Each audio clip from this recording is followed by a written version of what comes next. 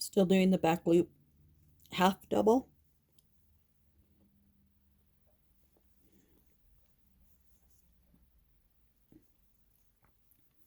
Remember, when you're looking down at the, I